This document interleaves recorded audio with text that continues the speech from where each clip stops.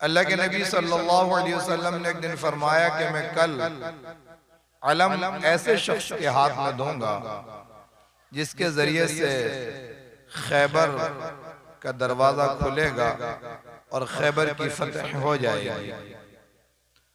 तो सहाबा किराम रज़ियल्लाहु अन्हुम को तजस्सुस हुआ कि ऐसा कौन शख्स हो सकता है। दर्स और तदरीस के जौहरे नायाब, इल्म व अमल के महताब व आफ्ताब जनाब हजरत मौलाना मोहम्मद साबिर साहब कासमी दामत बरकातुहुमुल आलिया से मैं गुजारिश करता हूँ हजरत माइक पर आए और अपना नासिहाना कलिमात से हम सबों को नवाजें।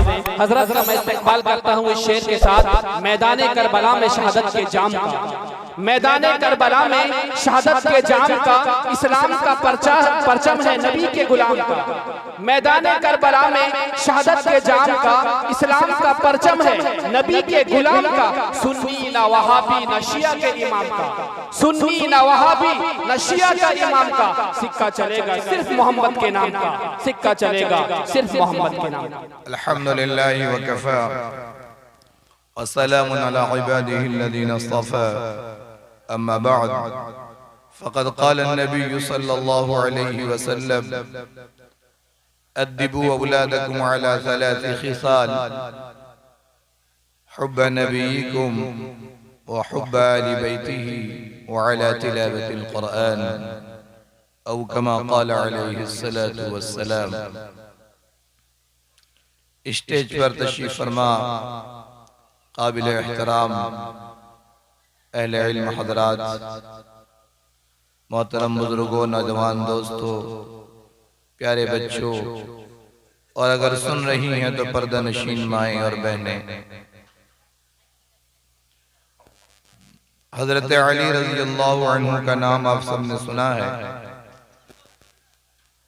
हज़रत मुहम्मदुर रसूलुल्लाह सल्लल्लाहु अलैहि वसल्लम के चचाज़ाद भाई हैं, हज़रत अबू तालिब के साहिबजादे हैं। हज़रत मुहम्मदुर रसूलुल्लाह सल्लल्लाहु अलैहि वसल्लम के दामाद भी हैं। जन्नत की औरतों के सरदार हज़रत फातिमा रज़ियल्लाहु अन्हा के शौहरे गिरामी क़द्र हैं। जन्नती नौजवानों के सरदार हज़रत हसन हज़रत हुसैन रज़ियल्लाहु अन्हुमा के वालिद मोहतरम हैं। हज़रत मुहम्मदुर रसूलुल्लाह सल्लल्लाहु अलैहि वसल्लम के चौथे खलीफा राशिद हैं, जिनके बारे में अल्लाह के नबी सल्लल्लाहु अलैहि वसल्लम ने फरमाया, अना मदीनतुल इल्म व अलीयुन बाबूहा, मैं इल्म का शहर हूँ, अली उस इल्म के शहर के दरवाजे हैं।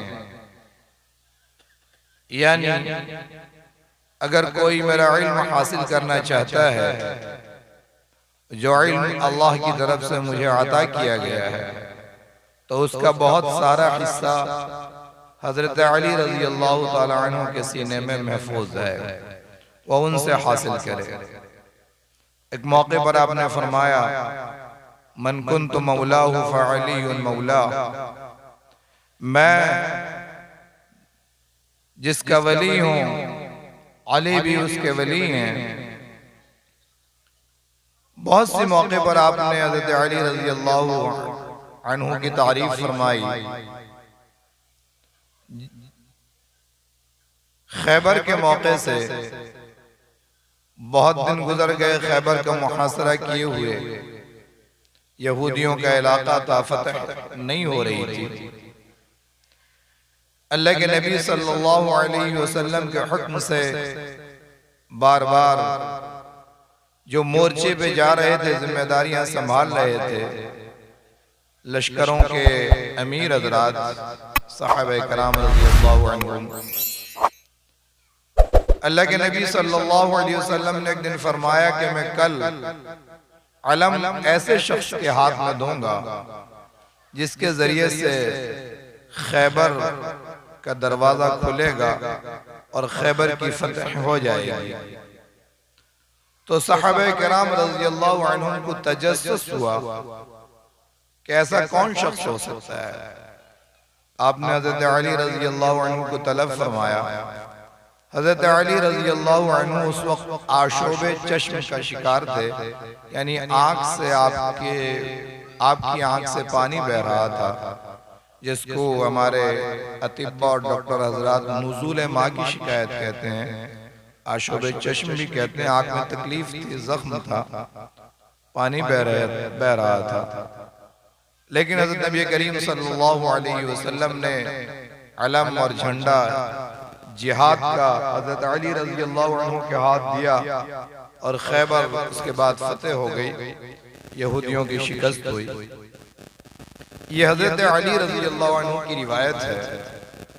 तबरानी के हवाले से हदीस की एक किताब है तबरानी, उसके हवाले से रिवायत नकल की जाती है जो मैंने आप हज़रात के सामने पढ़ी।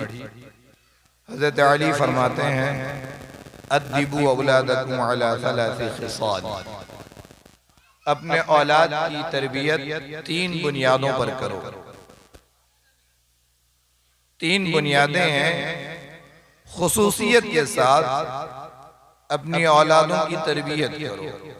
औलाद में बेटे भी हैं, बेटियां भी हैं, दादा दादी घर में हैं तो पोते पोतियां भी हैं, नवासे नवासियां भी हैं, खाला फूफू भी हैं, चचा मामू भी हैं। तो फरमाया कि अपनी औलाद की तरबियत बतौर खास माँ बाप अपनी औलाद की तरबियत 3 बुनियादों पर करो। पहली बुनियाद हुब्ब नबीयिकुम, अपने नबी की मोहब्बत अपनी औलाद के दिलों में बिठाओ। अपने नबी की मोहब्बत,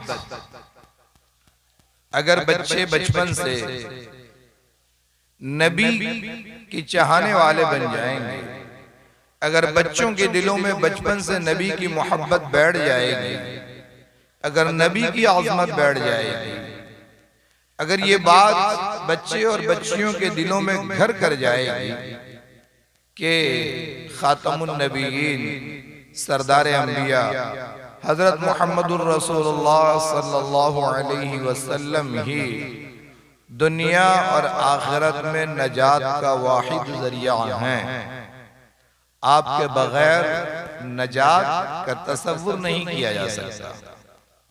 खिलाफे पैगंबर कसे राह गजीर न हरगिज बमंजिल के हरगिज बमंजिल न खाहद रसीद, पैगंबर के खिलाफ जो रास्ता इख्तियार करेगा वो कभी भी मंजिल मकसूद तक नहीं पहुंच सकेगा। तरसम न रसी बकाबा अराबी की राह के तू मीरवी बतुर्किस्तान, ए राहगीर तो ये चाहता है कि मक्का और मदीना पहुंचे, लेकिन जिस रास्ते पे तू चल रहा है वो खत्म हो रहा है जाके तुर्किस्तान पर, और तू जाना चाहता है मक्के और मदीने, तो जाहिर सी बात है तो मुशक्कत तो उठाएगा, सफर की तकलीफें तो झीलेगा। पैदल चलेगा तो तेरे पैर में छाले पड़ जाएंगे, लेकिन बहरहाल चूंकि समते सफर तूने गलत इख्तियार किया, तेरा डायरेक्शन सही नहीं है, इसलिए तू मक्का मदीना पहुंचने के बजाय तुर्किस्तान पहुंचेगा। एक तरफ तो मुसलमान कामयाबी चाहे कि दुनिया में इज्जत मिले, सरबुलंदी मिले, हुकूमत मिले, इक़्तिदार मिले, ताकत मिले, लेकिन एक तरफ वो अपना रहनुमा समझे कम्युनिज्म के बानियों को, कार्ल मार्कस को समझे, लेनिन को समझे, और कभी अमेरिका और फ्रांस, जर्मनी और इंग्लैंड की तहजीब के बनाने वालों को अपना रहनुमा मान ले। मुसलमानों को बताया ये गया है कि उनका किबला व काबा हरम मुहतरम है, हज़रत मुहम्मदुर रसूलुल्लाह उनके रहनुमा हैं, लेकिन वो वाशिंगटन डीसी को मान ले, मॉस्को को मान ले, लंदन को मान ले, जाहिर सी बात है कि वो तरक्की नहीं कर सकता। मैं थोड़ा संजीदा अंदाज में बात करने का आदी हूं। जोश व जज्बे में बात तो बहुत अच्छी लगती है, आप मुकर्रिर की मार्किंग भी कर देते हैं कि किस मुकर्रिर को कितना नंबर मिलना चाहिए, लेकिन आपको मिलता क्या है, आपके दिल दिमाग में बात उतरती कितनी है, आप अमली पैगाम कितना लेते हैं, वो आप बेहतर समझते हैं। मन आनम के मन दानम, मैं क्या हूं मुझसे बेहतर कौन जान सकता है। एक आदमी पानी के अंदर खड़ा हो और एक आदमी ऊपर हो, पानी की गहराई का पता किसे चलेगा? जो पानी के अंदर खड़ा है। ऊपर वाला नहीं बता सकता कि कितनी गहराई में वो खड़ा है। ना आप मेरे दिल की नीयत को जानते हैं, न मैं आप में से किसी के दिल की नीयतों को जानता हूं। बातें जाहिरी हालात को सामने रख करके की जाती है। तो हमने इकरार तो ये किया है कि कामयाबी दीन इस्लाम में, कामयाबी हजरत मोहम्मद रसूलुल्लाह सल्लल्लाहु अलैहि वसल्लम के तरीके में, लेकिन जरा दिल में हाथ रख करके बताएं, मर्द बताएं, औरतें बताएं, जवान बताएं, बूढ़े बताएं, हम उलमा और तलबा बताएं, अइम्मा बताएं, तबलीगी हजरात बताएं, खानकाह के लोग बताएं, कितना फीसद दिल में हमारे यकीन है कि वाकई हजरत मोहम्मदुर रसूलुल्लाह सल्लल्लाहु अलैहि वसल्लम जिंदगी के हर मैदान में हमारे लिए अमल का नमूना है। ज्यादा से ज्यादा बस इबादत की हद तक। नमाज हजरत मोहम्मदुर रसूलुल्लाह सल्लल्लाहु अलैहि वसल्लम के तरीके पर पढ़ लेंगे, वो भी बहुत सारे लोग अब उसमें भी मनमानी करने लगे हैं। नमाज सीखते नहीं, उल्टे इमाम को मसाइल बताते हैं। अगर इमाम उनसे कुछ कहे खैरखाई में, फतवा वो इमाम को बताने खुद लगते हैं। ठीक है, तो अब नमाज की हद तक, अब हज जैसी इबादत में आदमी यहां तक आ गया है कि खुद इहराम के कपड़ों में है, खुद तवाफ करता है, खुद वीडियो बना रहा है। इबादत को इबादत खालिस रहने नहीं दिया गया। आप देखते होंगे, आपके अजीज और रिश्तेदार जाते हैं, रोजाना वीडियो बना करके आपको भेजते हैं। खालिस आदमी हरम में है, हरम का तवाफ कर रहा है, इहराम की हालत में है, दुआ में है, मिना में है, मुज़दलिफा में है, हर जगह वीडियो बन रहा है। यानी 2.5-3 लाख रुपए खर्च करके गया है 20, 25, 30, 40 दिन के लिए। इतना दिन भी जी अल्लाह के घर में जाके नहीं लगता उसको। 24 घंटे में वो कुछ वक्त बगैर अपने रिश्तेदारों से वीडियो शेयर किए, बात किए, घर वालों से, वो इतना दिन भी अपने आप की तरबियत नहीं कर पा रहा। अब जब एक मुसलमान काबतुल्लाह में पहुंच करके अपनी तरबियत नहीं कर पा रहा है, और मुझ जैसे कम इल्म बेअमल तालिब इल्म की बातों से क्या अमल पे खड़ा हो सकेगा?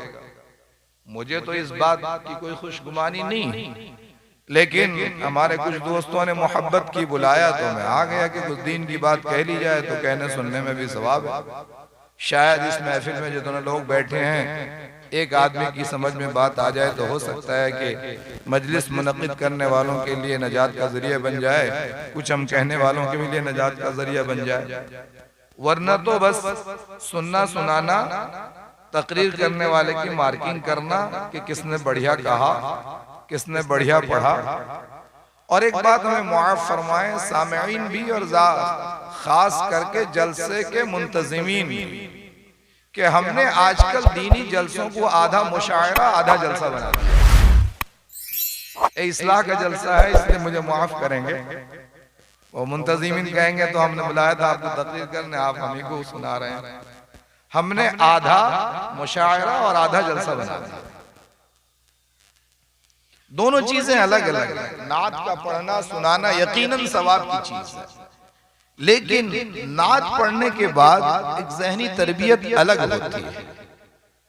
वाज़ और नसीहत से एक अलग पैगाम दिमाग कबूल करता है। एक मुकर्रिर की तकरीर के बाद वो एक शायर आ जाए, 10 मिनट शोरा हजरात अगर मौजूद हो मुझे माफ फरमाएं, और अगर 10-15 मिनट ये चला जाए तो उस पहले मुकर्रिर की तकरीर का असर अवाम के जहन से खत्म हो जाता है। अब दूसरा मुकर्रिर आया, उसने कुरान और हदीस की रोशनी में बहुत अच्छी बातें कही। उसके बाद एक दूसरे मोहतरम शायर आ गए, 10-15 मिनट उन्होंने ले लिया, उस बेचारे की मेहनत गई। ठीक है, इसलिए मेरा एक मशवरा तालिब इल्माना ये है कि जरूर आप नात सुने, पढ़ें, शौक से पढ़ें, सवाब की चीज है, सवाब मिलता है। लेकिन आप इसके लिए अलग से नातिया मुशायरा करें, शोरा हजरात को बुला, उसके लिए एक महफिल मुनक्किद कर लें, नातें पढ़ लें, पढ़ा लें, लेकिन जलसे को खालिस जलसा रखें, एक आध नात किसी से पढ़वा लें। इसलिए मुंतजिमीन के इसमें बहुत दखल है। बात आ गई है तो एक बात और भी अर्ज करता हूं, ये हमारे जलसे के स्टेज अब शादियों के जो है वो बनते चले जा रहे हैं। ये दीनी जलसों की लायक ये चीजें नहीं, ये रंगीनियां, ये जो गुब्बारे, बल्ब, ये सामने लटकते हुए फूल, ये सारी चीजें दीनी स्टेज की दीनी इजलास से मुनासबत नहीं रखती। मैं फतवा नहीं देता नाजायज और हराम होने की, मेरी बात को गलत ना समझिएगा, मैं नाजायज और हराम होने की फतवा नहीं देता। मैं ये कहता हूं कि ये दीनी मजलिसें और दीनी जलसों की शान से ये चीजें मुनासबत नहीं रखती। इस मजलिस के शायान शान ये चीजें नहीं। सादगी हो इन चीजों में पैसे खर्च करने के बजाय बच्चों के मकतब का जलसा है, उनको इनाम दे दिया जाए, उनको खुश कर दिया जाए। जरूर ये इस साइड का ठीक है, इस साइड का ठीक है, लेकिन बीच में ये फूल मालाएं बहरहाल पसंदीदा चीजें नहीं है दीनी स्टेज के लिए। ये सारी चीजें पहले सियासी स्टेज में होती थी, अब दीनी स्टेज में होने लगी हैं।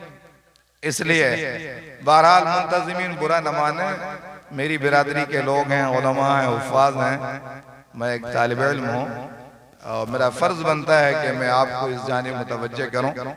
कई जगह मैं ये चीज देख रहा हूं, मुझे आज मौका मिला इसलिए मैंने दिल की बात आपके सामने रखी। बहरहाल बात जरा सा इधर हो गई पटरी से। मैं ये अर्ज कर रहा था कि नबी करीम सल्लल्लाहु अलैहि वसल्लम मॉडल पर्सनालिटी हैं क़यामत तक के आने वाली इंसानियत के लिए। लक़द कान लकुम फ़ी रसूलिल्लाहि उस्वतुन हसना, अल्लाह ने आपको मॉडल पर्सनालिटी बनाया। आप नमूना हैं, मर्दों के लिए भी, औरतों के लिए, जवानों के लिए भी, बूढ़ों के लिए, बच्चों के लिए, बादशाहों के लिए भी, रियाया के लिए, सियासतदानों के लिए, तालीमी माहिरीन के लिए, जितने भी दुनिया में कामिल से कामिल इंसान गुजरे हैं, दुनिया ने इस बात को माना है, चाहे आपका कट्टर से कट्टर दुश्मन हो, जो आपके खिलाफ कार्टून बनाते हैं, जो आपके खिलाफ नफरत की बोली बोलते हैं, अंदर से वो भी इस बात के कायल हैं कि हजरत मुहम्मदुर रसूलुल्लाह सल्लल्लाहु अलैहि वसल्लम जैसा कामिल और मुकम्मल इंसान और बेदाग किरदार रखने वाला इंसान पैदा हुआ नहीं और कयामत तक पैदा नहीं होगा। ये बात दुश्मनों ने कही। मैं कई बार ये बात कहता हूं अपने नौजवान दोस्तों से, अगर पढ़े लिखे नौजवान दोस्त हों इसमें, Guinness book of world record सुना होगा आप में से, कि उसमें उस इंसान का नाम दर्ज होता है जो जिस फील्ड में सबसे ज्यादा चैंपियन होता है, और उस बुक को तरतीब देने वाले लोग मुसलमान नहीं, क्रिश्चियन हैं, ज्यूज हैं, यहूदी हैं और ईसाई हैं। जो रोजे अव्वल से हज़रत मोहम्मद रसूलुल्लाह सल्लल्लाहु अलैहि वसल्लम की दुश्मनी में। लेकिन आप में से मुमकिन है कुछ लोगों को इस बात का इल्म हो कि Guinness book of world record में पहला नाम मेरे और आपके आका खातमुन नबीय्यीन हज़रत मोहम्मद रसूलुल्लाह सल्लल्लाहु अलैहि वसल्लम। 1985 में एक डॉक्टर हैं, doctor Michael H heart, profession के एतबार से डॉक्टर हैं, मजहब के एतबार से क्रिश्चियन हैं। इंग्लिश में किताब लिखी उन्होंने, कई जबानों में तर्जमा हो चुका है। द 100 नामी किताब लिखा। 100 ऐसे इंसान जिन्होंने दुनिया में सबसे ज्यादा असर डाला, उसमें सबसे पहला नाम हजरत मोहम्मदुर रसूलुल्लाह सल्लल्लाहु अलैहि वसल्लम का। दुनिया मोहम्मदुर रसूलुल्लाह सल्लल्लाहु अलैहि वसल्लम को किस बुलंदी पे देख रही है, और हम रहनुमाई के लिए, गाइडेंस के लिए कभी गांधी जी को रहनुमा मानते हैं, गांधी जी का मुकम्मल हम एहतराम करते हैं, फादर ऑफ द नेशन है, बापूजी हैं, राष्ट्रपिता हैं। इस मुल्क की आजादी के लिए उनकी बेमिसाल कुर्बानियां हैं। लेकिन बहरहाल हजरत मोहम्मदुर रसूलुल्लाह सल्लल्लाहु अलैहि वसल्लम के मुकाबिल में हम उनको रहनुमा नहीं मान सकते। हम हिंदुस्तान की जमहूरियत, सेकुलरिज्म, डेमोक्रेसी, इस सिलसिले में हम उनकी लीडरशिप के कायल हैं, उनकी कुर्बानियों के सैक्रिफाइस के कायल, और जितने भी रहनुमा हैं सबके कायल।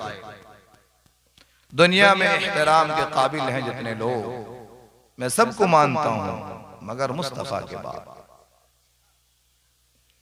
इसलिए कि हमारा दीन किसी की बेएहतरामी नहीं सिखाता।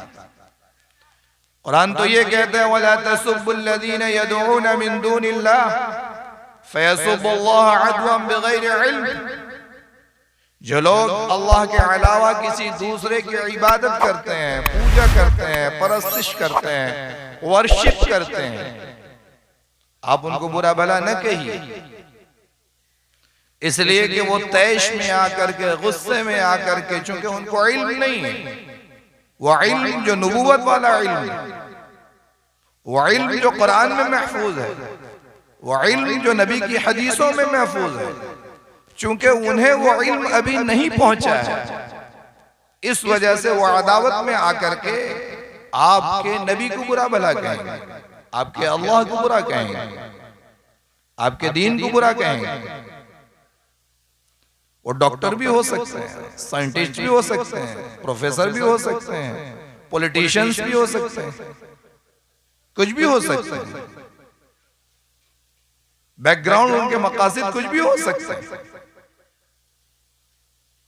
लेकिन सारी दुनिया इस बात को मानती है कि हजरत मोहम्मदुर रसूलुल्लाह सल्लल्लाहु अलैहि वसल्लम से ज्यादा कामिल और मुकम्मल इंसान पैदा नहीं हुआ, और जो चीजें औरतों के साथ खास हैं, मर्दों को उन मसाइल से गुजरना नहीं पड़ता, उनके लिए नमूना हजरत मोहम्मदुर रसूलुल्लाह सल्लल्लाहु अलैहि वसल्लम की पाक बीवियां, जो कमन चीजें हैं, मर्दों और औरतों में आम हैं, उनके लिए नमूना हजरत मोहम्मदुर रसूलुल्लाह सल्लल्लाहु अलैहि वसल्लम है। लेकिन जो चीजें औरतों के साथ खास हैं, उनके लिए नमूना हजरत मोहम्मदुर रसूलुल्लाह सल्लल्लाहु अलैहि वसल्लम की पाक बीवियां। एक तरफ ये सूरत हाल है, दूसरी तरफ जरा इस एंगल से सोचिए, हम बच्चों को मैथ पढ़ाने के लिए, साइंस पढ़ाने के लिए, कॉमर्स पढ़ाने के लिए, हिस्ट्री ज्योग्राफी पढ़ाने के लिए कितने पैसे खर्च करते हैं अपनी इकोनॉमिकल स्टेटस के एतबार से, अपनी माली हालत के एतबार से। आजकल तो 3 साल की उम्र से बच्चों को डाल दिया जाता है इंग्लिश मीडियम स्कूल में। अब ये जादू की तरह एक भूत सवार है लोगों के जहनों पर कि बच्चे 3-4 साल की उम्र से अगर स्कूल नहीं गए तो पढ़ नहीं सकेंगे। मेरी समझ में बात नहीं आती कि आज से 30 साल पहले, 40 साल पहले, 50 साल पहले जब से दुनिया में इन्वेंशंस हो रहे हैं, नई नई चीजें ईजाद हो रही हैं, डिस्कवरीज हो रही हैं, क्या उस वक्त के साइंटिस्ट, क्या उस वक्त के लॉयर्स, क्या उस वक्त के जजेस, क्या उस वक्त के प्रोफेसर, क्या उस वक्त के मुहद्दिसीन मुफस्सिरीन, उस वक्त के मुफ्तियान किराम उलमा हज़रात, क्या हुफ़्फ़ाज़ हज़रात, सब इसी 3 साल, 2.5 साल, 4 साल की उम्र से पढ़ने लिखने में लग जाते थे। क्या वो साइंटिस्ट नहीं बनते थे? क्या वो प्रोफेसर लेक्चरर नहीं बनते थे?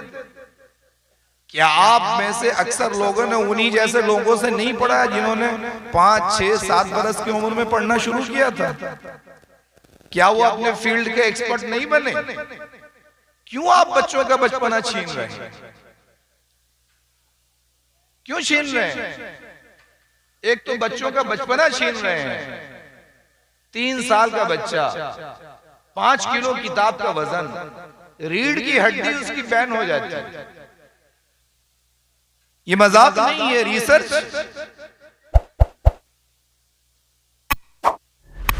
जिस बच्चे की खेलने कूदने की उम्र है घर में अभी, एक बात। दूसरी बात, अक्सर स्कूल क्रिश्चियन मैनेजमेंट के हैं, गैर मुस्लिम मैनेजमेंट के हैं, जहां कुफ्र सिखाया जाता है, जहां शिर्क सिखाया जाता है। इस वजह से कितने लोग हैं जो अपने बच्चों के प्रेयर चेक करते हैं कि अब स्कूल में बच्चों को क्या पढ़ाया जाता है प्रेयर में। क्या प्रेयर में कोई शिरकी अल्फाज हैं? क्या तौहीद के खिलाफ कुछ बोल हैं? ऐसा तो नहीं होता है कि कहीं सरस्वती शिशु मंदिर में सरस्वती देवी के ऊपर फूल माला चढ़ाया जाता हो, उसका वंदना कराया जाता हो, हमारे मुसलमान बच्चे बच्चियां भी उसमें शरीक हों। क्या ये खुलावा कुफ्र और शिर्क वाला अमल नहीं? क्या हम इन चीजों के ताल्लुक से बाखबर हैं? अवेयरनेस है हमारे अंदर? क्या हम बच्चे को पूछते हैं रोजाना आने के बाद बच्ची को, बेटा तुमने स्कूल में क्या पढ़ा, तुम्हें क्या पढ़ाया गया, तुम्हारे उस्तादों ने क्या करा? हम क्यों नहीं समझने को तैयार हैं कि हमारे 3 साल 4 साल के बच्चे का, जिसका पाखाना बाप धोने के लिए तैयार नहीं है, पेशाब बाप धोने के लिए तैयार नहीं है, धोएगी तो माँ धोएगी, चाहे आधा घंटा बच्चा रोता रहे, उन बच्चों का पेशाब पाखाना स्कूल वाले क्यों धोते हैं? क्यों धोते हैं? इस सवाल है, मैं छोड़ के जाता हूं, गौर कीजिए। 2 टेबल पर बैठ के चाय पी रहे थे, बेतकल्लुफ दोस्त, एक मुस्लिम और गैर मुस्लिम। उसने कहा देखिए अब हमें मुसलमान कौम से कोई खतरा नहीं। पूछा क्यों? कहा कि देखो तुम्हारे बच्चों का बचपना 3 साल 4 साल 5 साल से हमने ले लिया।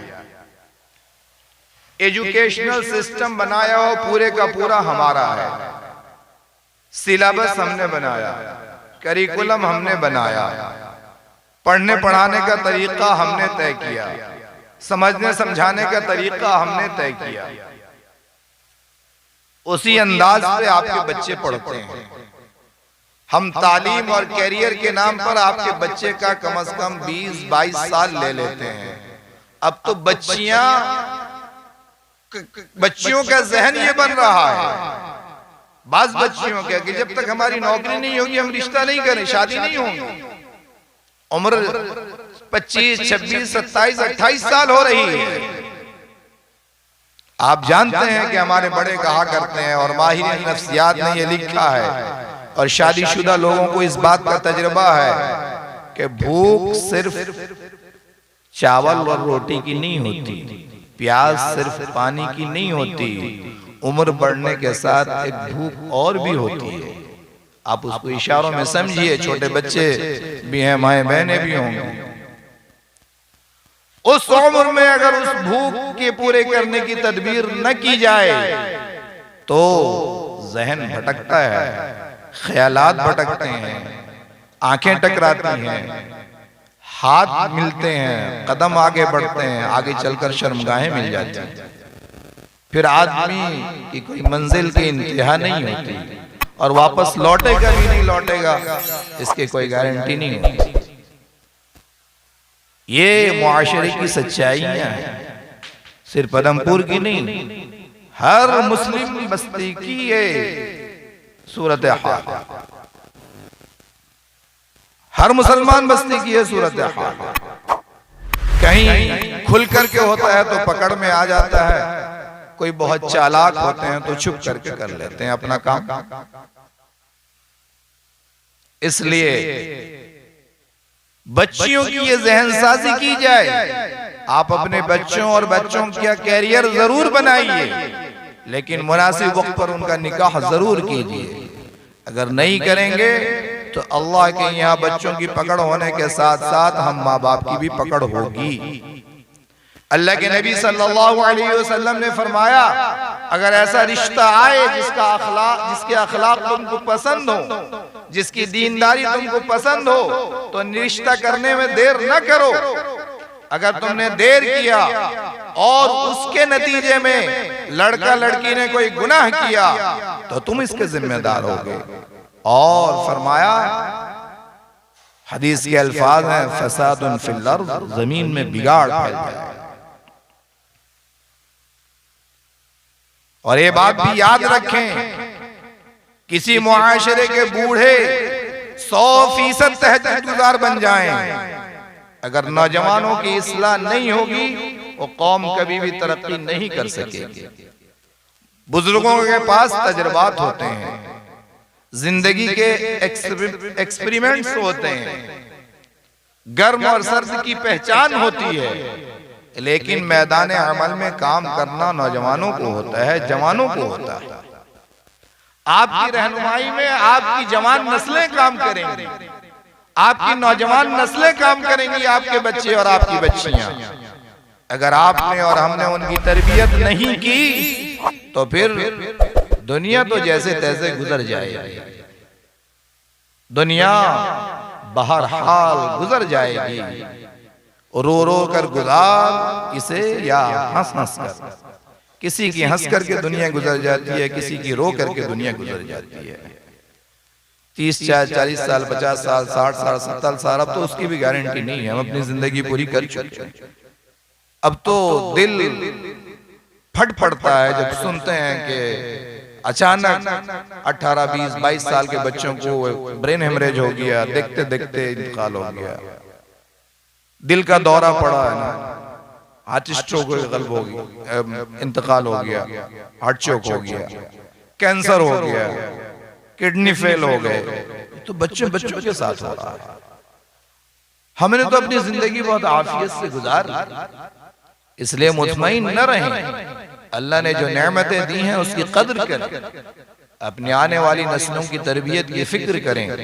और तरबियत की पहली बुनियाद है हजरत मोहम्मदुर रसूलुल्लाह सल्लल्लाहु अलैहि वसल्लम की मोहब्बत बच्चे और बच्ची के दिलों में बिठाएं। तो पहली बुनियाद है नबी की मोहब्बत, दूसरी बुनियाद नबी की मोहब्बत, दूसरी बुनियाद है हुब्ब आली बैतिही, नबी के घराने की मोहब्बत।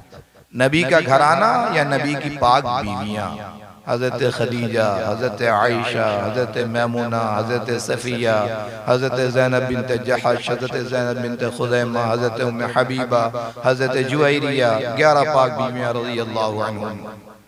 आपकी पाक बेटियां हजरत ज़ैनब, हजरत रुक़ैया, हजरत उम्मे कुलसूम, हजरत फातिमा रज़ियल्लाहु अन्हुन्ना। हजरत अली, आपने भी इनको अहले बैत में से कहा। सही मुस्लिम की हदीस में है, आले अब्बास को, आले जाफर को, आले अकील को भी आपने अहले बैत में से कहा। तो हुजूर सल्लल्लाहु, हजरत हसन और हजरत हुसैन, ये अहले बैत में से आपके घराने वाले हैं। तो औरतों की तरबियत के लिए मॉडल हुजूर सल्लल्लाहु अलैहि वसल्लम की पाक बीवियों और पाक बेटियों को बनाया जाए, किसी टेलीविजन पे आने वाली मॉडल गर्ल को नहीं, किसी कल गर्ल को नहीं, किसी स्पोर्ट्स स्टार को नहीं, हुजूर सल्लल्लाहु अलैहि वसल्लम की पाक बीवियों और पाक बेटियों को। हमारी बच्चियां, हमारी माएं बहनें कहां कहां की दास्तानें कितनी कितनी सुना देंगी। आप अपने घर में जाकर जायजा लीजिए, पूछिए उनको हुजूर की पाक बीवियों के बारे में कितना मालूम है। बहुत सी माएं बहनें माफ करें, उनको नाम तक नहीं मालूम। पाक बेटियों की जिंदगी के हालात कितने मालूम।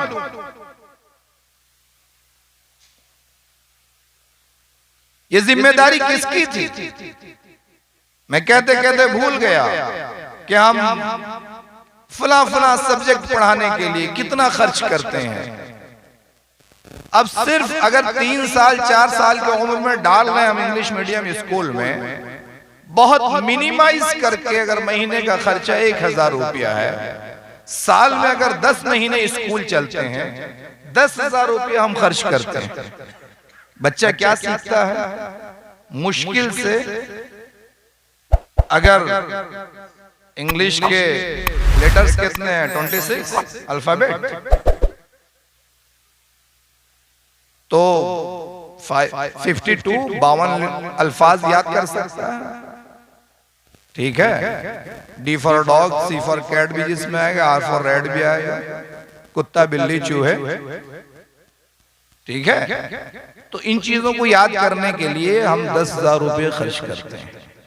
उसमें भी मैं आपको चैलेंज कर सकता हूं, कई बच्चे ऐसे होंगे जो इन 10 महीनों में 50 वर्ड का सही स्पेलिंग बता नहीं सकेंगे।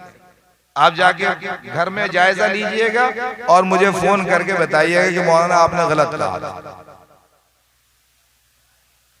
10,000 रुपया खर्च करते हैं, 10 महीने में बच्चा 50 वर्ड्स के सही स्पेलिंग नहीं बता सकता है। इसलिए कि मेरा काम भी पढ़ने पढ़ाने का अल्हम्दुलिल्लाह, 1-2 लफ्ज मैं भी जानता हूं अपने असातिज़ा की जूतियों की सीधी करने की बरकत से। कुफ्र और शिर्क के माहौल में 3 घंटा भेज करके हमें वो फायदा भी दुनियावी हासिल नहीं हो रहा।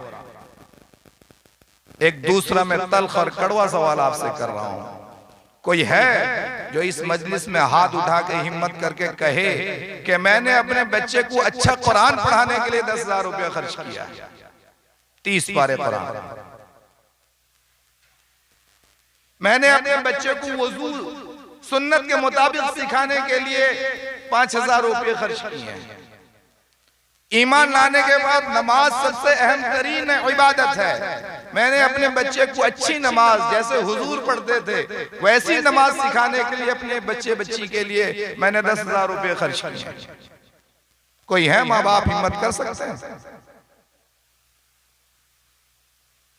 कड़वा सवाल है लेकिन है सच। इसलिए मैंने कहा था कि मैं जोशीले अंदाज में आपसे बात नहीं करूंगा, मुज़ाकरे की मजलिस है। आप मेरे अपने हैं, मैं आपका अपना हूं। बीमारी को पहचानिए, जब तक डायग्नोसिस ठीक नहीं होगा तब तक बीमारी का इलाज मुमकिन नहीं। मैं अक्सर इन्हीं बातों को दोहराता रहता हूं, नई तकरीर कहीं नहीं करता मैं।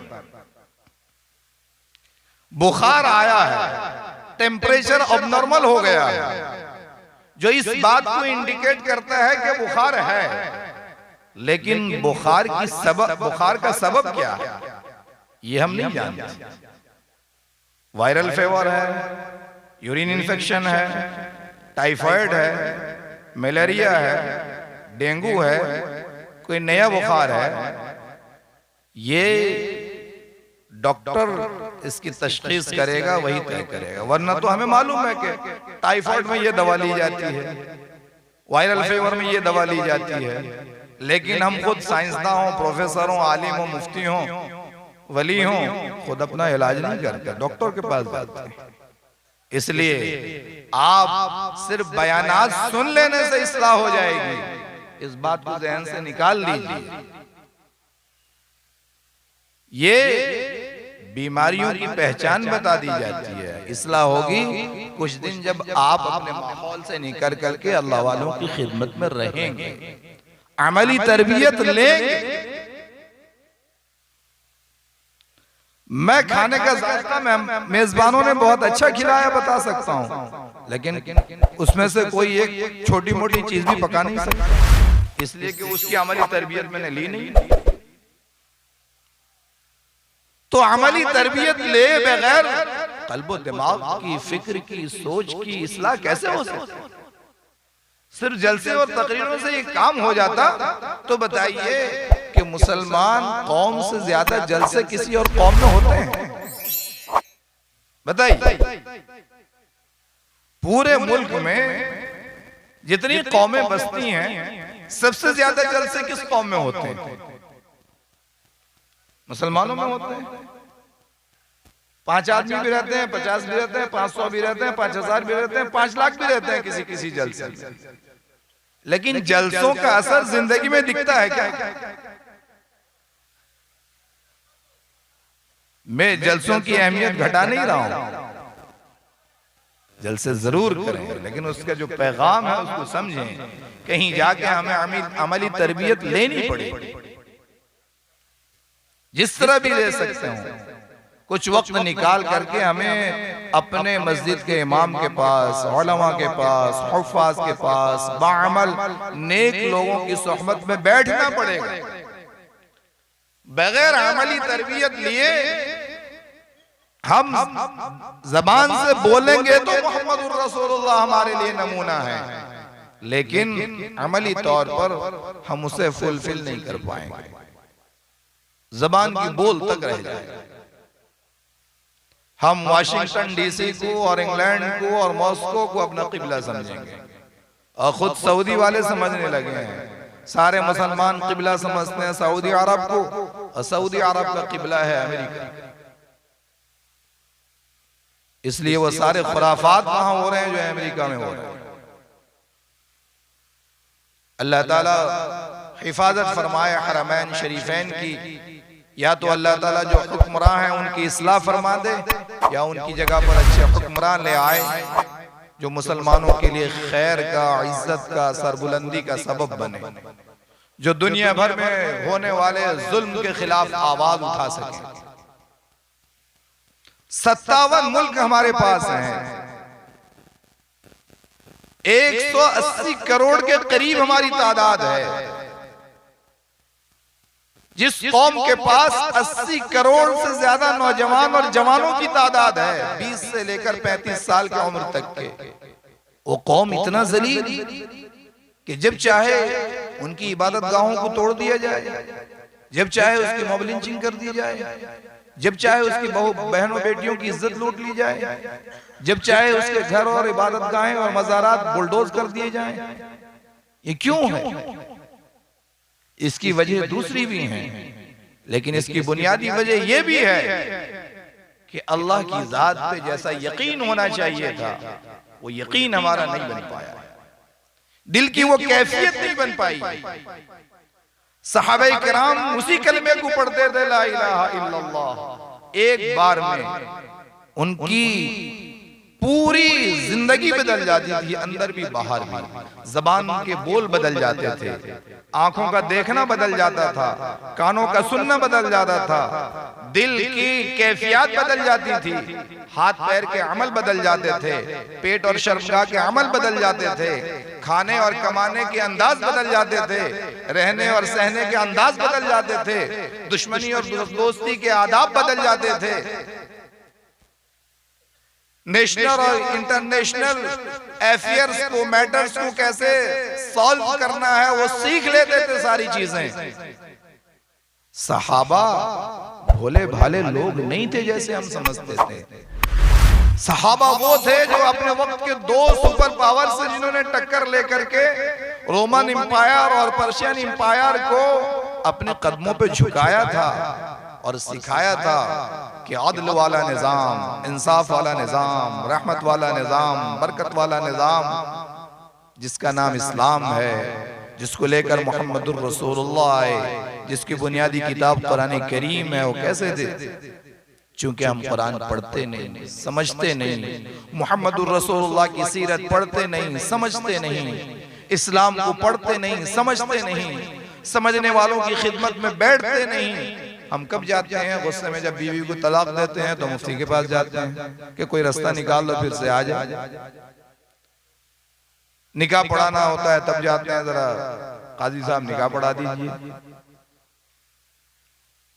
तब जाते हैं जब बच्चे पर साया शिकायत हो जाता है, जाते हैं जरा इमाम साहब आके दम दरूद कर दीजिए।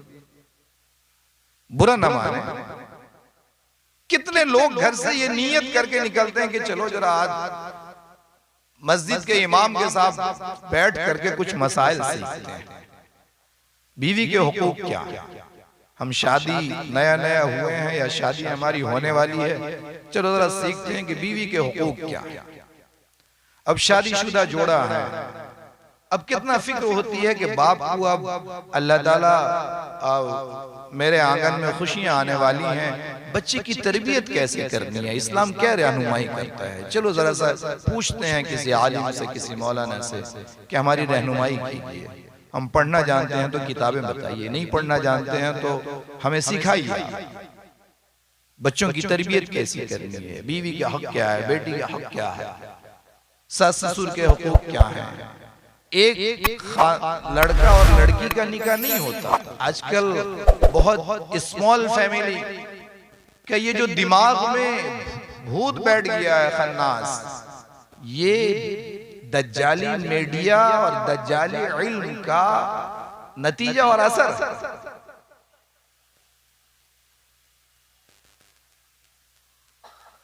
जिसकी तरफ भी मौलाना इशारा कर रहे थे। इसलिए आप इन चीजों को सीखें, यकीन कीजिए जब आप इस्लाम को समझ लेंगे तो आपको इस्लाम से इतनी मोहब्बत हो जाएगी कि आपकी नजर दूसरी तरफ नहीं जाएगी। आप इस्लाम के लिए सिर्फ अपनी जान नहीं, अपने तमाम घर वालों की जान कुर्बान करने के लिए तैयार हो जाएंगे, अपने सारे माले असबाब कुर्बान करने के लिए तैयार हो जाएंगे। जिंदा मिसाल देखना हो तो फलस्तीन को देख लीजिए। 13 महीने हो गए, पूरी दुनिया मुखालिफ है, एक भी हॉस्पिटल नहीं बचा है। 36 हॉस्पिटल सबके सब बर्बाद कर दिए गए, एक स्कूल नहीं बचा है, पीने के लिए पानी नहीं है, एक मस्जिद नहीं बची है। खंडरात पे टेंट लगा के रहते हैं लोग, उन्हीं खंडरात। लेकिन कुरान से ताल्लुक इतना मजबूत है कि इन 13 महीनों के अंदर दरमियान में पिछले महीने 100 आदमियों ने कुरान का हिफ्ज मुकम्मल किया तो उनकी मजलिस लगी।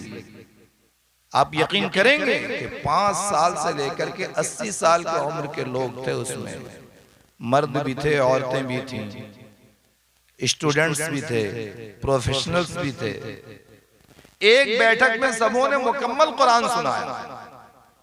यह कुरान से ताल्लुक, यह कुरान से इश्क। और हमारा कुरान से ताल्लुक, बच्चा नूरानी कायदा लेके आता है, 15-20 रुपए उसकी कीमत है, आधी चीर गई है। अगर उस्ताद खबर भेजते हैं तो माँ बाप उसी की तरफ ध्यान नहीं देते। सुबह से उठ करके आते हैं बाज बच्चे तो उनकी आंख इस तरह से मुंह धुला के भेजते हैं कि आंख की कीचड़ भी अच्छी तरह साफ नहीं होती है, नाक बहती रहती है। और उसी उम्र के बच्चे इंग्लिश मीडियम स्कूल जाते हैं, माशाअल्लाह। माँ सुबह से उठ करके बेहतरीन जूते, मोजे, टाई, बेहतरीन यूनिफॉर्म तैयार करके, टिफिन तैयार करके, हंसते मुस्कुराते ड्राइवर आता है, गैर महरम गाड़ी पे सवार करती है। फिर टाइम होता है बाहर तैयार रहती है, ठीक है, उसका इस्तकबाल करके रहने के लिए। घर में मर्द आदमी मौजूद हो या ना हो, अक्सर काम औरतें ही करती हैं। ये सोचें हमारी बोल में, हमारे अमल में कितना फर्क है। एक तरफ ये है हमारे दिमाग में जरूर है अहसनुल कलामी कलामुल्लाह, सबसे बेहतरीन कलाम अल्लाह का कलाम है। ये हदीस जरूर बहुत लोगों को याद होगी, खैरुकुम मन तअल्लमल कुरआन व अल्लमा, तुम में बेहतरीन वो है जो कुरान सीखे और कुरान सिखाए। लेकिन प्रैक्टिकल एटीट्यूड जो कुरान के साथ हमारा है वो क्या है? एक वो फलस्तीन के मुसलमानों को देखिए, गज्जा के मुजाहिदीन को देखिए, बेहोशी की हालत में है, कुरान जारी है, मैदान जंग में है, कुरान ज़बान पे जारी है, कुरान से ताल्लुक कमजोर नहीं हो रहा है। ये अल्लाह की गैबी मदद नहीं है तो क्या है कि तमाम दुनिया उनके मुखालिफ है। 13 साल से चंद गिने जाने वाले मुजाहिदीन अब तक डटे हुए हैं। अल्लाह उनको फतेह मुक़द्दर फरमाए। इसलिए कुरान से अपना ताल्लुक मजबूत कीजिए। आखिरी हदीस, तो नबी की मोहब्बत सिखाइए, नबी के घर वालों की मोहब्बत सिखाइए। मोहब्बत पैदा करने के दो तरीके हैं। किसी को फितरी तौर पर किसी से मोहब्बत हो जाती है, किसी को किसी का हुस्न पसंद आ गया, चमकता हुआ चेहरा नजर पड़ गया और दिल में बस गया, अब निकाले नहीं निकलता है। बाप चाहे, माँ चाहे, उस्ताद चाहे, कितनी तदबीरें कर ली जाएं। दैरो हरम में रोशनी शम्सो कमर से हो तो हो, मुझको तो तुम पसंद हो, अपनी निगाह को क्या कहो। कहते हैं कि लैला मजनू जिसका आशिक था, काली रंग की। मजनू अरबी जबान में पागल को कहते हैं, जिस पर जुनून की कैफियत तारी हो जाए। मजनू पागल नहीं था, अरबी जबान के बहुत ऊंचे दर्जे का शायर है। इसका नाम है इमरुल कैस। लैला की मोहब्बत में दीवाना हो गया था, इसलिए इसको मजनू कहा जाने लगा। कहते हैं कि बादशाह ने एक बार बुलाया मजनू को दरबार में, कहा कि लैला के अंदर तुम्हें क्या खूबी नजर आती है? वैसी तो कुछ खूबी है नहीं जो तुम उसके इतने दीवाने हो। मजनू ने कहा कि बादशाह सलामत, मेरी आंख से आप उसे देखिए। ठीक है, तो मसला वही है, दैर व हरम में रोशनी शम्सो कमर से हो तो। दैर मंदिर को कहते हैं, हरम मस्जिद को कहते हैं, शम्स सूरज को कहते हैं, कमर चांद को कहते हैं। दैर व हरम में रोशनी शम्सो कमर से हो तो हो, मुझको तो तुम पसंद हो, अपनी निगाह का क्या कहो। ठीक है, इसलिए किसी को हुस्न पसंद आ जाता है तो मोहब्बत फितरी हो जाती है। कभी कभी ऐसा भी होता है कि किसी के कमालात का बार बार तस्करा किया जाए कि फलां के अंदर ये खूबियां हैं, ये मेरिट्स हैं उसके अंदर, इतनी आला सिफात और क्वालिटीज हैं उसके अंदर, इतने बड़े कैरेक्टर का मालिक है वो, तो बार बार बार बार बार बार तस्करा सुन के उससे मोहब्बत हो जाती है। अरबी ज़बान में कहते हैं इदा तकर्ररा अला लिसान तकर्ररा फिल क़ल्ब। बार बार कान में कोई बात पड़ती है तो किसी न किसी दिन दिल में घर कर जाती है।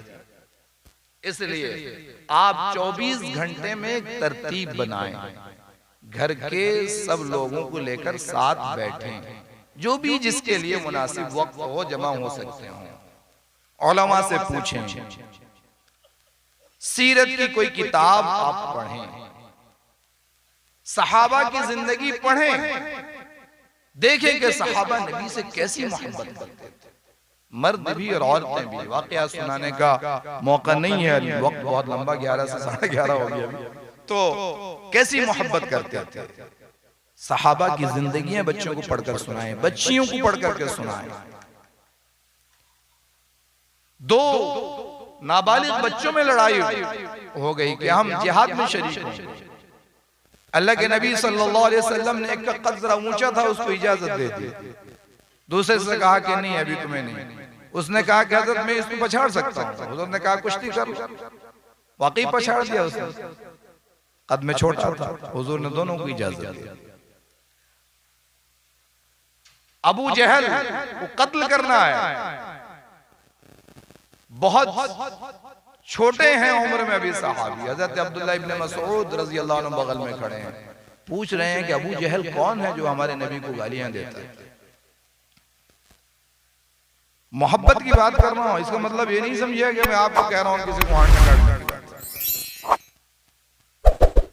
तो मोहब्बत आए जब सहाबा की जिंदगी बच्चे पढ़ेंगे, और जब किसी फिल्म स्टार को देखेंगे, स्पोर्ट स्टार को देखेंगे, और हमारी बच्चियां जब किसी मॉडल गर्ल को देखेंगी तो अब्बू की कमाई जैसी भी हो कहेंगे लिबास वैसे ही ला करके दो हमें पहनने के लिए, बनाओ श्रृंगार का सामान वही ला करके दो। आप जायज तरीके से पूरी नहीं कर सकते तो नाजायज तरीके से लाओ, मगर हमारी ख्वाहिश वही है। अब आप कहता है बच्ची मेरी लाडली है, चाहे मुझे नाजायज जरिए से पूरी करनी पड़े, मुझे ख्वाहिश पूरी करनी है। इसलिए तरबियत की फिक्र कीजिए, और तरबियत के लिए नमूना कुरान है, हदीस है, नबी की सीरत है, सहाबा की सीरत है, नबी की पाक बीवियों की सीरत है, नबी की पाक बेटियों की सीरत है। तीसरी बात इस हदीस का टुकड़ा है वाला तिलावतिल कुरान, अपने बच्चों की तरबियत तिलावत कुरान पर कीजिए, यानी अपने बच्चों को कुरान की तिलावत का आदी बनाइए। बरकत के लिए कुरान पढ़ा करके बंद न करवा दीजिए कि उस्ताद जी, हाफिज जी, मौलाना जल्दी जल्दी मेरी बच्ची का किताब खत्म करा दीजिए। किताब बच्ची ने खत्म कर लिया, आपने उसको अलमारी में सैंत के रख दिया। अब जहेज निकाह हुआ तो जहेज में आपने बरकत के तौर पर दे दिया। जरा ठंडे दिल से सोचिए, आपका अपने घर का माहौल है, बच्ची आपकी अपनी है, आपने उसको कुरान पढ़ने की आदत नहीं डलवाई, अभी ससुराल जाएगी, नया माहौल है, वहां कुरान पढ़ने की तरतीब उसकी कैसे बाकी रह सकती, जबकि आपने अपने घर में माहौल नहीं बनाया। कुरान पढ़ना सीखा इसलिए जाता है कि कुरान तिलावत की जाए रोजाना। इसलिए हर आदमी जो कुरान पढ़ना जानता है बहुत कम पढ़े, एक रुकू भी कम से कम पढ़े, बगैर पढ़े उसका कोई खाली दिन न जाए। कम से कम एक पारा तो पढ़ने की तरतीब बनती है, 30 दिन में 30 पारे मुकम्मल हो जाएं, ना हो सके एक रुकू 2 रुकू, जितना हो सके तिलावत कुरान की आदत डालिए, घर में डलवाइए बच्चे और बच्चियां। आप खुद कुरान पढ़ेंगे, बाप पढ़ेगा, माँ पढ़ेगी, पढ़ेंगे। ये कैसा अलमिया है, ट्रेजेडी है कि बाप के हाथ में मोबाइल, माँ के हाथ में मोबाइल, बेटे के हाथ में मोबाइल, बेटी के हाथ में मोबाइल, बहू के हाथ में मोबाइल, घर में लोग मौजूद हैं, आपस में बातचीत नहीं है, इंटरेक्शन नहीं है, हंसी खेल नहीं है, हम बच्चों की सुनने के लिए कुछ तैयार नहीं है। तो बच्चे मोबाइल पे गलत सलत देख करके वो अपनी तरबियत ले रहे हैं। हम बच्चियों से उनके मसाइल सुनने के लिए तैयार नहीं, डिस्कस करने के लिए तैयार नहीं है। खाने के दस्तरखान पे भी हैं तो मोबाइल हमारे हाथ में है। तो कैसे तरबियत? कुछ तो किसी वक्त तो पीछे छुड़ाइए इससे। इसको मोबाइल वाले मोबाइल एडिक्शन कहते हैं। देखिए हर चीज की जब जरूरत होती है वो चीज जरूरत दीजिए। आप गाड़ी और मोबाइल के बारे में भी यही तय कीजिए। बच्चे और बच्चियों को जब मोबाइल की जरूरत हो उस उम्र में मोबाइल दीजिए। बच्चे और बच्चियों को जिस उम्र में गाड़ी की जरूरत हो उस उम्र में उसकी इजाजत दीजिए। वो गाड़ी चलाना जायज या नाजायज है मुफ्तियों से पूछिएगा, मैं मुफ्ती नहीं हूं। लेकिन जिस उम्र में जरूरत है, मोबाइल की क्या जरूरत है? दो ही, कम्युनिकेशन, इंफॉर्मेशन। कहीं बाहर है, कोई अजीज है, रिश्तेदार है, उससे मालूमात हासिल करना है तो इसकी जरूरत है। या फिर दूसरी सूरत हाल ये है कि कुछ मालूमात हासिल करना है। जब बच्ची अभी स्कूल में है, कॉलेज में है, आपने उसके लिए ट्यूटर लगा रखा है, ट्यूशन का इंतजाम है, बच्चों के लिए इंतजाम है, किताब हाथ में, मोबाइल की जरूरत क्या है? आखिर पैसा क्यों खर्च कर रहे हैं आप? 6 घंटा स्कूल में क्यों दे रहे हैं? 2 घंटा ट्यूशन मास्टर को क्यों दे रहे हैं? ये 8-9 घंटा बच्चों को दे किस लिए रहे हैं जब बच्चे को मोबाइल से सीखना है? इसलिए जो बेजोड़ और बेतरतीब कुछ बातें अल्लाह ताला ने मेरे दिल में डाली और मैंने आपसे कही, कुछ हो सकता है कि तल्ख बातें आ गई हों, मैंने मोहब्बत में आपसे कही है। फिर भी अगर किसी को बुरा लगा आप मुझे माफ फरमाएंगे। तहसीन अरकम एक छोटे बच्चे हैं, मौलाना मोहम्मद साहब के पोते हों, तो उनके कल्ब का ऑपरेशन है, दिल का, तो हॉल हो गया उसमें, उनके लिए भी दुआ करेंगे। खास खबर भेजिए जी, एजाज भाई उनके लिए दुआ फरमाएं, दुआ कर लीजिए। बिस्मिल्लाहिर्रहमानिर्रहीम अल्लाहुम्मा सल्लि अला सय्यिदिना मुहम्मद व अला आलि सय्यिदिना मुहम्मद व बारिक वसल्लिम रब्बना ज़लमना अनफुसना व इल्लम तग़फिर लना व तरहमना लनकूनन्ना मिनल खासिरीन। ए अल्लाह, हम आपके बंदे हैं, कमज़ोर और आजिज़ बंदे, गुनाहगार और ख़ताकार बंदे हैं। ए अल्लाह, ये सारे जितने भी हज़रात यहाँ बैठे हैं, जो शुरू से तशरीफ़ लाए, जो अब तक रहे यहाँ, ए अल्लाह, ये सब आपकी मोहब्बत में, आपके नबी की मोहब्बत में, आपके दीन की मोहब्बत में, ए अल्लाह, इस मकतब की जलसे की मोहब्बत में सब यहाँ अब तक बैठे रहे। अल्लाह सबको कबूल फरमाइए, ए अल्लाह सबको कबूल फरमाइए। ए अल्लाह, इस कुरानी मकतब के सदक़े में सबको कबूल फरमा लीजिए। ए अल्लाह, सबों ने मिलजुल करके मेहनतें की होंगी। या अल्लाह, जिस तरह से भी जिसने मेहनत की है, दामे दिन में सुखने कदमे, सबकी खिदमतों को कबूल फरमाइए, उन्हें बेहतरीन सिला अता फरमाइए, दुनिया में भी अता फरमाइए, आखिरत में भी अता फरमाइए। अल्लाह मज़ीद दीन की खिदमत के लिए इन्हें कबूल फरमाइए। या अल्लाह, हम सबको कबूल फरमाइए। या अल्लाह, हमारी नस्लों को कबूल फरमाइए। ए अल्लाह, ये दीन के मकातिब, ये दीन के मदारिस, ये या अल्लाह तबलीगी जमात, ये मिली जमीयतें और तंजीमें, ए अल्लाह, ये खानकाहें, ये सब या अल्लाह उम्मत के अफराद के ईमान को, दीन को बचाने की खिदमत कर रही हैं। या अल्लाह, सबकी मेहनतों को कबूल फरमाइए, सबकी हिफाजत फरमाइए। या अल्लाह, सबके दिलों में एक दूसरे के लिए खैर खाई का जज्बा पैदा फरमाइए, मोहब्बत पैदा फरमाइए, एक दूसरे का इकराम करने की तौफीक अता फरमाइए। ए अल्लाह, बहुत ए अल्लाह, दिल खून के आंसू रोता है कि दीनी काम करने वाले आपस में एक दूसरे नफरतें करें। ए अल्लाह, एक दूसरे को बुरा भला कहें, एक सफ में खड़े होकर के नमाज पढ़ें, मस्जिद से बाहर निकल करके एक दूसरे के खिलाफ बदज़बानी करें, बदतमीजी करें, गालियां दें। ए अल्लाह, हमारी इस्लाह फरमा दीजिए। ए अल्लाह, हमारी इस्लाह फरमा दीजिए। ए अल्लाह, दुश्मन रोजाना अपना जुल्म बढ़ाए चले जा रहा है, हम हैं कि समझने के लिए तैयार नहीं है। ए अल्लाह, न कुरान की सुनते हैं, न हदीस की सुनते हैं, ना औलिया उलमा की सुनते हैं, ना माँ बाप की सुनते हैं। ए अल्लाह, दिल बहुत सख्त हो गए हैं। ए अल्लाह, दिल में रिक्कत और नरमी पैदा फरमा दीजिए। ए अल्लाह, आप कवी और कादिर हैं। यकीनन ये सारे हालात जो आ रहे हैं हमारे गुनाहों का नतीजा है, हमारी बेअमली और बदअमली का नतीजा है।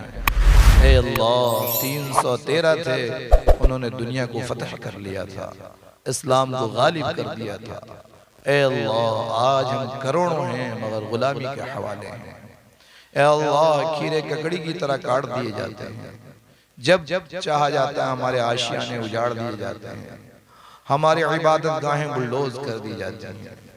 ए अल्लाह, दुनिया में हमारा कोई पुरसान हाल नहीं है, आप भी अगर हमें धुतकार देंगे, ए अल्लाह, कौन हमारी दस्तगीरी करेगा। ए अल्लाह, ए प्यारे अल्लाह, ए अल्लाह, आप अपने बंदों से बहुत ज्यादा मोहब्बत करते हैं। एक माँ अपने बच्चे से जितना मोहब्बत करती है, उससे बढ़कर कई गुना ज्यादा आप मोहब्बत करते हैं। आपके एक बंदे से आपको प्यार है। ए अल्लाह, बेइंतहा रहमत है आपकी। या अल्लाह, बेपाया करम है आपका। या अल्लाह, सोच और तसव्वुर से मावरा है फजल आपका। अपने फजल करम और रहमत के सदक़े हमें मुआफ़ फरमा कर कामिल हिदायत दे दीजिए, कामिल हिदायत दे दीजिए। या अल्लाह, हमारे लिए कामिल हिदायत के फैसले फरमा दीजिए। या अल्लाह, आपने क्या क्या नेमतें हमें नहीं दे रखी हैं। या अल्लाह, घर दिया, मकान दिया, बीवी दिए, बच्चे दिए, रोजगार दिया। ए अल्लाह, इन नेमतों की शुक्रगुजारी की तौफीक भी अता फरमाइए। या अल्लाह, ये भी बहुत बड़ी नेमत है, बराए नाम सही आपने हमें तौहीद पर कायम रखा, अपने आखिरी नबी हज़रत मुहम्मदुर रसूलुल्लाह का उम्मती बनाया। ए अल्लाह, इन निस्बतों की बरकत से या अल्लाह, हमें इन निस्बतों का हामिल भी बना दीजिए। या अल्लाह, सच्चे माना में हमें मुसलमान बना दीजिए। या अल्लाह, सही माना में हमें नबी का आशिक बना दीजिए, नबी का चाहने वाला, नबी से मोहब्बत करने वाला बना दीजिए। ए अल्लाह, बुज़दिली को, या अल्लाह, बुख्ल को, आजिज़ी को, कमज़ोरी को हमारे दिलों से निकाल दीजिए। हिम्मत पैदा फरमाइए, हौसला पैदा फरमाइए, शुजाअत और बहादुरी पैदा फरमाइए, हिकमत पैदा फरमाइए, इल्म अता फरमाइए, हिल्म और बुर्दबारी अता फरमाइए, सब्र और बर्दाश्त की क़ुव्वत पैदा फरमाइए।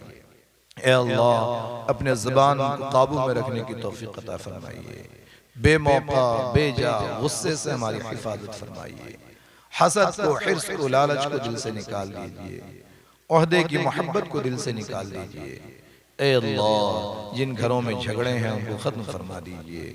भाइयों भाइयों में, बहनों बहनों में, भाइयों बहनों में, औलाद वालदैन में, मियाँ बीवी में, वालदैन और औलाद में बेइंतहा मोहब्बत और प्यार पैदा फरमाइए। या अल्लाह मुखलिसाना मोहब्बत पैदा फरमाइए, बेलौस और बेगरज मोहब्बत पैदा फरमाइए। ए अल्लाह ख़ानदानों के टूट जाने से हिफाजत फरमाइए। या अल्लाह मगरबी तहजीब, वेस्टर्न कल्चर तेज़ी के साथ हमारे घरों में दाखिल हो रहे हैं। हमारा पहनावा, हमारे बच्चों का पहनावा, हमारी बच्चियों का पहनावा, हमारे बच्चों के बाल रखने की स्टाइल, लिबास पहनने का स्टाइल, सब कुछ उन लोगों का होता जा रहा है जो कुरान के दुश्मन हैं, जो दीन के दुश्मन हैं, जो नबी के दुश्मन हैं, जो इस्लाम के दुश्मन हैं, जो दिनों रात अपनी सारी सलाहियतें मुसलमानों को जलील करने और नेस्तो नाबूद करने की प्लानिंग में लगे रहते हैं। हम उन्हीं के तरीके पर चल रहे हैं। ए अल्लाह हमारी समझ को दुरुस्त फरमा दीजिए। ए अल्लाह सही समझ अता फरमाइए। ए अल्लाह मुहम्मदुर रसूलुल्लाह का दीवाना बनाइए। ए अल्लाह हर हर अमल में हमें मुहम्मदुर रसूलुल्लाह सल्लल्लाहु अलैहि वसल्लम की इत्तिबा की तौफीक अता फरमाइए। ए अल्लाह बेरोजगारों को रोजगार दे दीजिए, जो रोजी की तंगी का शिकार हैं तंगदस्ती को दूर फरमा दीजिए। जिनके पास घर नहीं है अपने फजल से घर अता फरमाइए। जिनके घरों के काम बाकी हैं अपने फजल से अंजाम तक पहुँचा दीजिए। ए अल्लाह जिन घरों में बीमार हैं उन्हें शिफा अता फरमाइए। ए अल्लाह जो जहाँ भी रहते हैं हमारे आइज़ा व अक़रबा अपनी अपनी जगह सबको अपने हिफ्ज़ व अमान में रखिए। किसी भी अनहोनी और नागवार और नाखुशगवार हालात से उनकी हिफाजत फरमाइए। या अल्लाह हरम नबवी की, हरम मुहतरम की, मस्जिद अक़सा की हिफाजत फरमाइए। ए अल्लाह तमाम मुसलमान मुल्क के बादशाहों की इस्लाह फरमाइए, हुक्मरानों की इस्लाह फरमाइए। या अल्लाह उनके अंदर दीनी गैरत और हमीयत पैदा फरमाइए। उम्मत मुहम्मदिया का दर्द पैदा फरमाइए। या अल्लाह ऐसे हुक्मरान हमें दे दीजिए जो अदल करने वाले हों, इंसाफ करने वाले हों, इस्लाम का रहमत का वाला निज़ाम दुनिया में कायम करने वाले हों। ए अल्लाह लोगों ने इस्लाम को दहशत का मजहब समझ लिया, जुल्म का मजहब समझ लिया। ये हमारी बदअमली की वजह से हुआ। हम इस्लाम के लिए रुसवाई का सबब बन गए। ए अल्लाह आप हमारी इस्लाह फरमा दीजिए।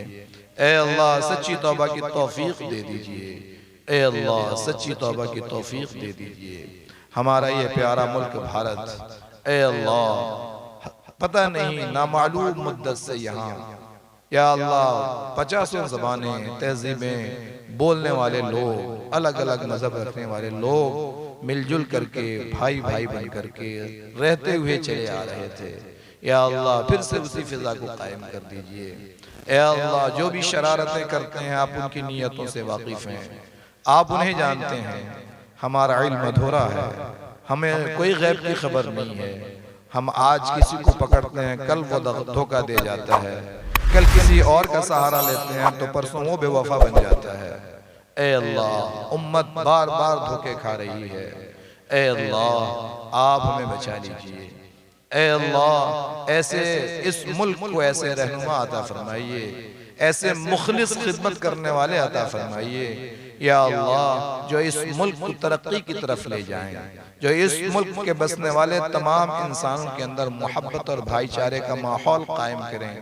या अल्लाह जो इस मुल्क में जुल्म हो रहा है उस जुल्म को खत्म करें। आप ऐसे लोगों को जानते हैं, हम नहीं जानते।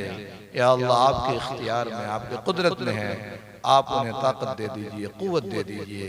जिनके इरादे गलत हैं, जिनकी नीयतें गलत हैं, जो या अल्लाह इस मुल्क के अमन व अमान को ख़राब करना चाहती हैं, उन ताकतों से आप वाकिफ़ हैं।